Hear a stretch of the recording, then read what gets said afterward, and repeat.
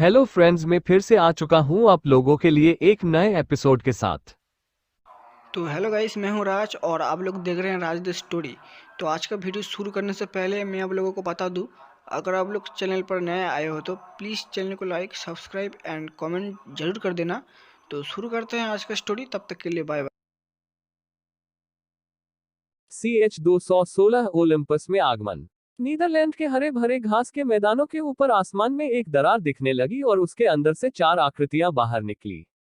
उन्होंने अपने ऊपर काले कपड़े पहने थे और वो तेजी से हवा में से बाहर आते ही जमीन पर किसी स्पोर्ट्स कार की रफ्तार से गायब हो गए।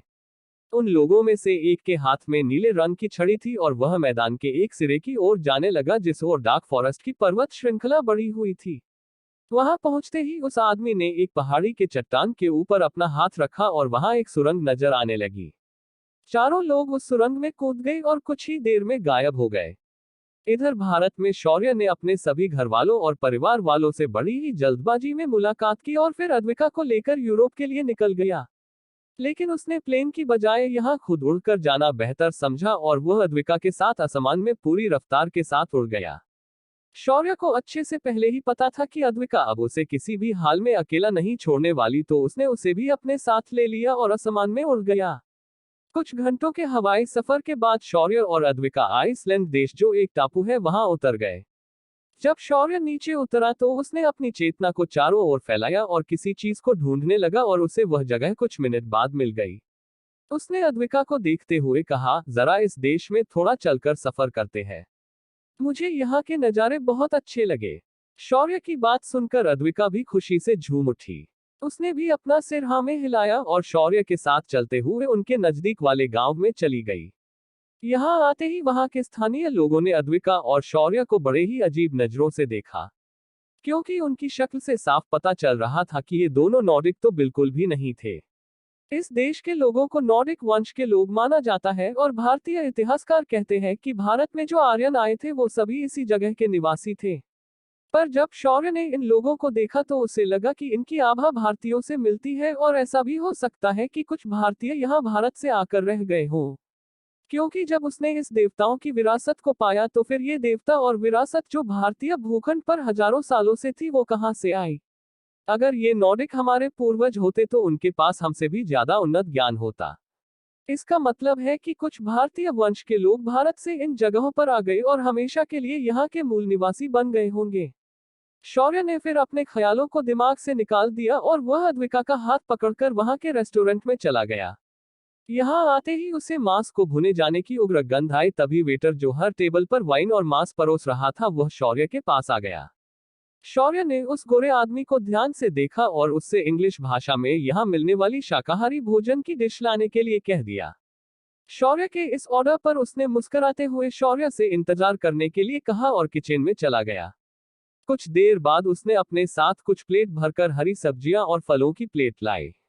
शौर्य ने अपने सामने का खाना देखा और उसे बहुत ही अजीब लगने लगा। इस खाने के साथ रोटियां नहीं थी और खाने के लिए उसके पास फोक और नाइफ था। अद्विका ने शौर्य के भावों को समझा और उसने शौर्य को इन डिशेज को ऐसे ही खाने के लिए कहा। शौर्य ने भी अपना मन मारकर उन सब्जियों को चबाकर खाने लगा। अब उसे पूरा यकीन हो गया कि अंग्रेजों ने भारत पर राज इसीलिए किया क्योंकि उन गोरों को यहाँ का खाना बहुत पसंद आया था, क्योंकि उसके सामने रखा खाना एकदम बेस्वाद था। शौर्य ने जैसे तैसे अपना खाना खत्म किया और ऑनलाइन बिल पे करके वहां से बाहर आ गया। उसके बाहर आते ही उसके सामने 4 काली ऑडी की गाड़ियां आकर खड़ी हो गई। उनके अंदर से काले कपड़े पहने खूबसूरत लड़कियां निकली और उन्होंने बीच के कार का दरवाजा खोल दिया। शौर्य और अद्विका उन सभी के कहने पर अंदर बैठ गए। अंदर आते ही शौर्य ने पाया कि उसके गाड़ी के अंदर लीना भी मौजूद थी। लीना ने शौर्य को देखते हुए सारी जानकारी बताना शुरू किया। बॉस, ओलंपस के देवताओं का घेरा टूट चुका है और अर्ध दानवों ने मिलकर नाइट्स लीजियन पर हमला कर दिया था। हम लोगों ने उनकी मदद की और इस हमले को असफल बना दिया, पर तभी कुछ दानवों में चर्च के अंदर जाकर देवी एक्वा की छड़ी को चुरा लिया है। वैसे तो कोई भी चर्च के अंदर नहीं जा सकता जब तक उन्हें कोई अंदर से मदद ना कर रहा हो। मैंने लीजियन कमांडर को पहले ही आगाह कर दिया है कि आप आने वाले हैं, पर मैं आपको एक बात जरूर बताना चाहूंगी। चर्च के अंदर की पॉलिटिक्स बहुत ही खतरनाक है और ये लोग बड़े बड़े महारथियों को भी नहीं मानते और अपने मनमर्जी से लोगों को दोषी करार देकर उसे सजा सुनाते हैं। चर्च के लोग देवी एथेना के नाम से सभी लोगों को डराते हैं और उनके खिलाफ जाने वालों को वो अपने रास्ते से हटा देते हैं। लीना की पूरी बात सुनकर शौर्य थोड़ा गंभीर हो गया और मन ही मन बोला, तभी मैं सोचूं कि ये घोंचू अचानक इतनी तेजी से ठीक कैसे हुआ। चलो कोई बात नहीं, मैं फिर भी उसे खत्म कर दूंगा। इतना सोचकर शौर्य ने लीना से कहा, मुझे इस नाइट कमांडर से मिलना है और चर्च के उच्च अधिकारियों से भी, तो जल्द से जल्द मेरी मीटिंग फिक्स कराओ। हमारे पास अब वक्त कम है। शौर्य की बात सुनकर लीना ने हाँ में सिर हिलाया और अपने कान में लगे ईयरफोन से अपने एक साथी को इस बात का निर्देश दिया। लीना की ये साथी इस वक्त चर्च के अंदर मौजूद थी। उस लड़की ने जाकर लीजियन कमांडर को शौर्य के आने की खबर दी और उसे चर्च के उच्च अधिकारियों की शौर्य के साथ मीटिंग फिक्स करने के लिए कह दिया। उस लड़की की बात सुनकर लीजियन कमांडर सोच में पड़ गया। फिर उसने कुछ सोचते हुए उस लड़की से विदा ली और चर्च के उस हिस्से की ओर चला गया जहां चर्च के सभी उच्च अधिकारी मौजूद रहते थे। इन उच्च अधिकारियों को चर्च में होली प्रीस्ट कहा जाता था और उनके ऊपर एक पोप रहता था। बिल्कुल क्रिश्चियन चर्च की तरह, पर यह चर्च ओलंपस के विभिन्न देवताओं की एक साथ पूजा करता था। ये चर्च सिर्फ नाम का चर्च था क्योंकि इसका व्यवस्थापन किसी प्रशस्त संस्था की तरह था। चर्च के योद्धाओं को नाइट्स कहा जाता था और उन्हें उनकी शक्ति देवताओं के विरासतों से मिलती थी। इनकी कोई स्पेशल साधना तकनीक नहीं थी।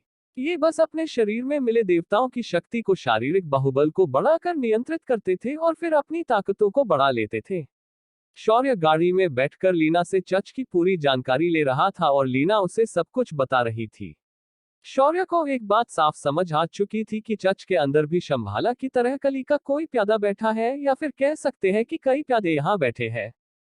जब उनकी गाड़ी हरे भरे सपाट मैदान से जा रही थी तो लीना ने उसे घास के मैदान के बीच की तरफ मोड़ दिया। जैसे ही वो लोग घास के मैदान में एंटर हुए, उनके पीछे जो घास गाड़ियों के द्वारा कुचली गई थी वो अपने आप फिर से खड़ी हो रही थी।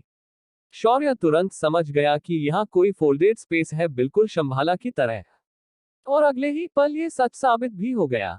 उनकी चारों गाड़ियां स्पेस में बिना रुकावट घुस गई और शौर्य ने अपने सामने एक पूरा का पूरा शहर देखा, जैसे पश्चिमी फिल्मों में दिखाया जाता था। इस शहर के सभी लोग गोरे थे और अपने अपने कामों में मशगूल थे। इस शहर के एक किनारे पर ऊंचाई पर एक बहुत ही बड़ी और सफेद रंग की इमारत देखी जिसके छतों को नीले रंग से रंगा हुआ था। शौर्य इस शहर के बाहर स्थित मैदान में रुक गया।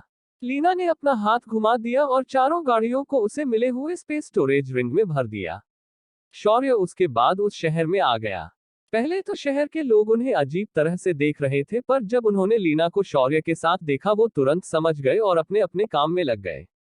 इस शहर के लोगों ने वो भयानक मंजर देखा था जिसमें इन लड़कियों के डेथ गॉड्स ने कुछ दिनों पहले रणभूमि पर क्या आतंक मचाया था। इस शहर के सारे आम लोग किसी न किसी दल का योद्धा था, यानी ये सभी लोग नाइट्स लीजियन का हिस्सा थे। लीना शौर्य को चर्च के सामने लेकर पहुंच गई। शौर्य ने देखा कि इस चर्च के अंदर वह बहुत ही ज्यादा मात्रा में भक्ति की ऊर्जा को महसूस कर सकता था। ये पावर ऑफ फेथ थी जिसका इस्तेमाल करके प्राचीन रोमन और नॉर्डिक देवता शक्तिशाली बन गए थे। ओलंपस पर्वत इसी चर्च के अंतर्गत इस आयाम की सुरक्षा करता है और वह इस जगह से कुछ किलोमीटर की दूरी पर है। शौर्य लीना के पीछे पीछे चर्च के अंदर आ गया। वहां लीना की साथी उनका इंतजार कर रही थी। उसने शौर्य को देखते ही उसे अपने गले से लगाकर लिपट गई। शौर्य ने उसका सिर सहलाया और बोला, और आशा रानी कैसी लगी ये जिंदगी? मजा आता है ना कमजोर लोगों पर रौब झाड़ने में। शौर्य की बात सुनकर आशा रानी इतराते हुए बोली, वो तो है ही, वरना मैं तो आज भी अपने घर में बैठकर गोबर के उपले बना रही होती। आज तक मेरी बात सिर्फ भैंसों ने ही मानी थी, पर आज तो लीजियन कमांडर मेरी बात मानता है। भाई इसमें जो मजा है वो किसी में भी नहीं। आशा इतना कहकर हंसने लगी। तभी वहां मौजूद एक लड़की बोली, सिर्फ दूर से ही मजा लेना आशा दीदी, नहीं तो कहीं तुम उस नाइट कमांडर को अपना दिल ना दे बैठो। उसकी ये बात सुनकर आशा भी इतराते हुए बोली, मेरे भाई के वजह से मेरा स्टैंडर्ड अब बहुत हाई हो चुका है। ये नाइट कमांडर उस चॉइस में फिट नहीं बैठता। ये सुनकर सभी लोग ठहाका मारकर हंसने लगे। तभी वहां नाइट कमांडर एक सफेद वस्त्र और नीले रंग का गमछा पहने हुए आदमी के साथ वहां आता है। इस आदमी के हाथ में सफेद रंग की माला थी और वह बहुत ही रौबदार लग रहा था। उसने आते ही शौर्य को ऊपर से नीचे तक गौर से देखा और लीना से बोला, क्या ये सच में तुम्हारा बॉस है? मुझे तो ये सिर्फ एक बच्चा लगता है और इसके साथ मिलने के लिए हमारे चर्च के उच्च अधिकारी फिलहाल खाली नहीं है। हम फिलहाल देवी एकवा के छड़ी चोर को ढूंढने में व्यस्त है। उसकी ये अकड़भरी बात सुनकर शौर्य अच्छी तरह समझ चुका था कि ये चर्च के लोग बाकी लोगों को बहुत ही ज्यादा नीचा समझते हैं। शौर्य ने उस आदमी को ध्यान से देखा और फिर उसने मुस्कुराते हुए उससे कहा, अपने चर्च के उच्च अधिकारियों से जाकर कह देना कि आज के बाद वो ये चर्च और उसके पीछे बैठकर जो ये आम लोगों को पागल बना रहे हैं वो ये सब बंद कर दे, क्योंकि आज के बाद ना ये चर्च रहेगा और ना ही इसके उच्च अधिकारी। शौर्य ने अपनी बात खत्म कर दी और वह हवा में उठ गया और ऊपर आसमान की ओर तैरने लगा। उसने अपना हाथ ऊपर उठा लिया और आसमान में बादल जमा हो गए और उनके अंदर से तेज बिजलियों की गड़गड़ाहट सुनाई देने लगी। इन बिजलियों ने तुरंत उस शहर को घेर लिया। तभी एक बिजली आसमान से छुटी और सीधा चर्च के मीनार पर आकर लग गई। चर्च की वह मीनार वही के वही ढह गई और छोटे छोटे टुकड़ों में बिखर गई। शौर्य की ताकत देखकर उस पुजारी को पसीना आने लगा। तभी लीना बोली, कमांडर, मैंने तुम्हें पहले ही कहा था कि मेरे बॉस को घमंडी लोग बिल्कुल पसंद नहीं है। इसी वजह से मैंने अपनी बहन के हाथों मेरे बॉस के आने की खबर पहले ही भेजी थी, पर मुझे यकीन नहीं होता कि तुम एक गाड़ी को उनके सामने लेकर आए हो। लीना की बात सुनकर कमांडर ने सिर झुकाया और बोला, मैं तो होली प्रीस्ट एलेक्स को लेने गया था, पर मुझे रास्ते में ही इन्होंने रोक और ये मेरे साथ यहाँ आ गए। मैं कुछ भी नहीं कर सका। ये सुनकर अद्विका का माथा ठनक गया और उसने उस प्रीस्ट को गले से पकड़ा और उसे हवा में उठा लिया और बोली, अगर अपनी औकात मालूम ना हो तो चट्टान से टकराने नहीं आते बेवकूफ इंसान। तुझे तेरी मौत यहाँ बुलाकर लेकर आई थी, अब मर। इतना कहते ही अद्विका ने उस प्रीस्ट की गर्दन को तोड़ दिया और उसे दूर फेंक दिया। तभी चर्च के सभी बड़े बड़े अधिकारी दौड़कर बाहर चले आए। उन्होंने जब बाहर आसमान में तैरते हुए शौर्य को देखा, उनकी रह कांप गई। तभी शौर्य की स्पष्ट आवाज उनके कानों में गूंजी, तुम चर्च के लोगों को बहुत ही ज्यादा घमंड आया हुआ है। तुम्हें अच्छे से पता होना चाहिए कि घमंड और अकड़ दोनों भी कली के ही गुण है, और तुम इन्हीं गुणों को अपनाकर आम लोगों को हीन भावना से देख रहे हो।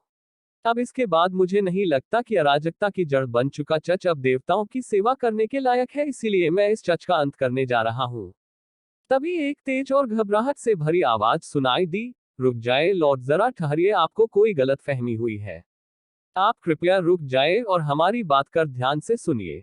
हम आपको नाराज करने के लिए आपसे माफी मांगते हैं। प्लीज एक बार हमें मौका दीजिए।